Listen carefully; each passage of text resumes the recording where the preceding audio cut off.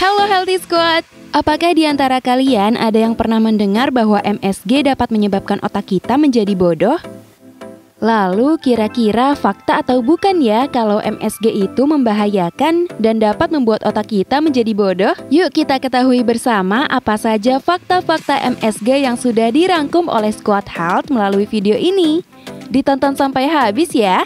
Tapi sebelum itu, subscribe dan nyalakan notifikasi channel Squad Health agar tidak ketinggalan video-video terbaru dari Squad Health.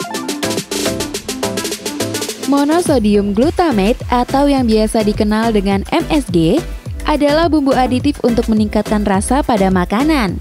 MSG ini terbuat dari aminoglutamat atau asam glutamat yang merupakan salah satu jenis asam amino yang melimpah di alam. Secara kimiawi, MSG adalah bubuk kristal berwarna putih yang menyerupai garam meja atau gula. Tapi sebenarnya, MSG tidak sesuai jika disebut dengan zat aditif berdasarkan dengan definisi zat aditif yang sebenarnya. Mengkonsumsi MSG tidak mempengaruhi kadar glutamat di otak, karena sebagian besar glutamat yang dimakan tidak pernah meninggalkan saluran makanan, dan otak tetap dapat mengontrol secara ketat berapa banyak glutamat yang beredar di dalamnya. Meskipun WHO memasukkan MSG ke dalam klasifikasi bahan makanan yang secara umum dianggap aman, tapi penggunaan zat aditif seperti MSG itu tetaplah kontroversial. Jadi dengan kata lain, micin itu aman untuk dikonsumsi sebagai bumbu makanan, tapi dengan catatan tidak berlebihan. Dan dianjurkan untuk mengkonsumsi micin tidak lebih dari 1,7 gram per hari, agar efek samping dari mengkonsumsi micin sendiri dapat kita hindari. Namun lain halnya jika kita mengkonsumsi micin secara berlebihan. Beberapa klaim dan penelitian pun menyatakan bahwa mengkonsumsi micin secara berlebihan dapat memberikan dampak buruk bagi kesehatan. Beberapa dampak buruk yang ditimbulkan jika kita mengkonsumsi micin secara berlebihan adalah Chinese Restaurant Syndrome. Dampak dari MSG seringkali dihubungkan dengan Chinese Restaurant Syndrome.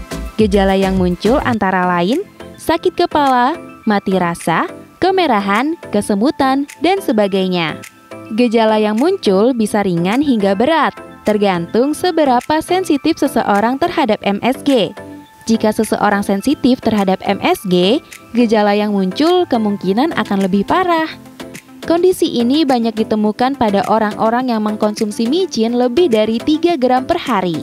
Kedua, obesitas. Dan dari obesitas itu sendiri pun dapat menimbulkan penyakit yang lebih parah lagi, seperti diabetes, asam urat, dan masih banyak lagi. Namun, penelitian yang mengungkapkan bahwa micin dapat menyebabkan obesitas perlu ditinjau lebih lanjut lagi, karena terdapat penelitian lain yang menyatakan bahwa micin dapat menimbulkan efek kenyang lebih lama dan dapat membantu menjaga berat badan. 3. Kerusakan sel saraf.